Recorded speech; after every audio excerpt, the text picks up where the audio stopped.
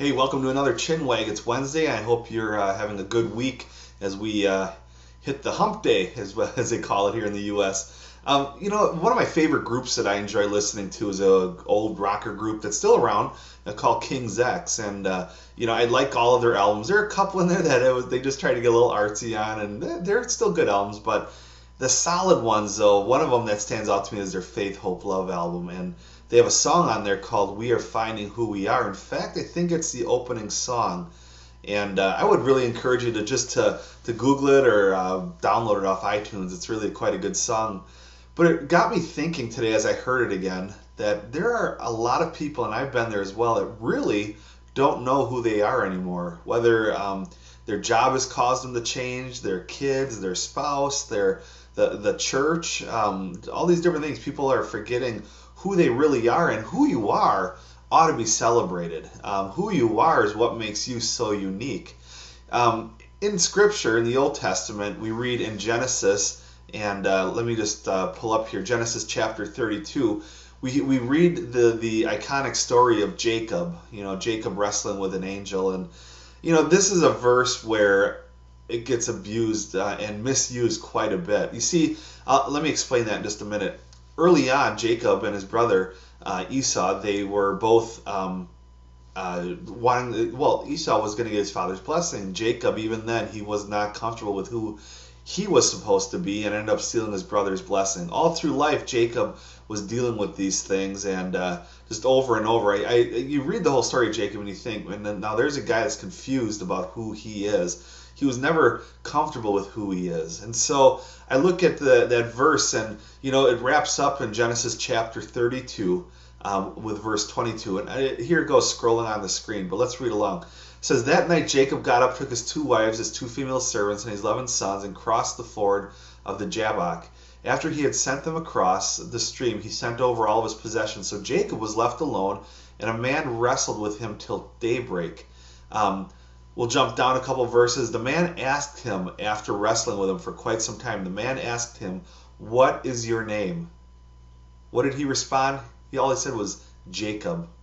He said, "Jacob," he answered, the scripture says. The man said, "Your name will no longer be Jacob, but Israel, because you have struggled with God and with humans and have overcome."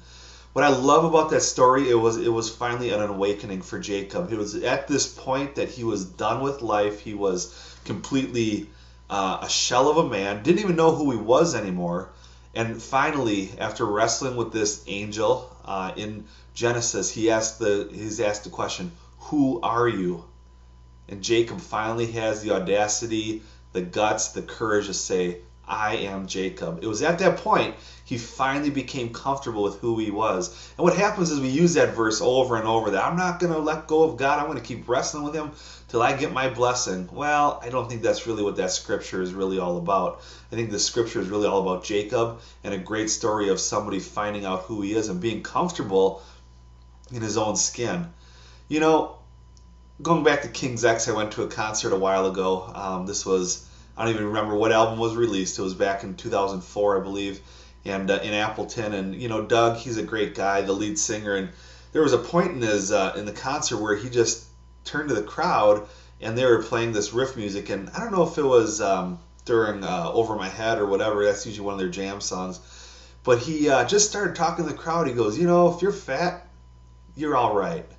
And he goes on and he says, if you're if you're short, you're all right.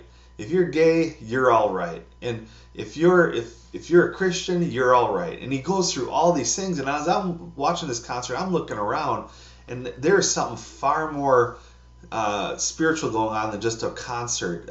I started seeing people, holding beer and everything, enjoying this concert. Some of them were literally starting to break down in tears, and because they were just literally being affirmed right there on the spot by Doug Pinnick. And I thought it was just a phenomenal display of being comfortable in who you are, being comfortable with what you do and how you live. There's so many things that can happen in our lives that dictates who we are. There's so many people in our lives that dictate who we ought to be. Let me encourage you to be like Jacob. Find some time with God, talk to him, pray to him, and ask him to help you rediscover your life. And when he gets to that point and says, "Now, who are you?" you can honestly respond, "I am Jacob." and then watch God do something really crazy. Jacob finally comes to grips with who he is, and he goes, okay, now I'm going to change your name. It's now Israel. There's something to think about. I think he had some lessons for Jacob to learn there. Love to hear your thoughts. info@that'snotmygod.com. Shoot a comment here on Facebook or YouTube. We'll talk to you soon. Bye.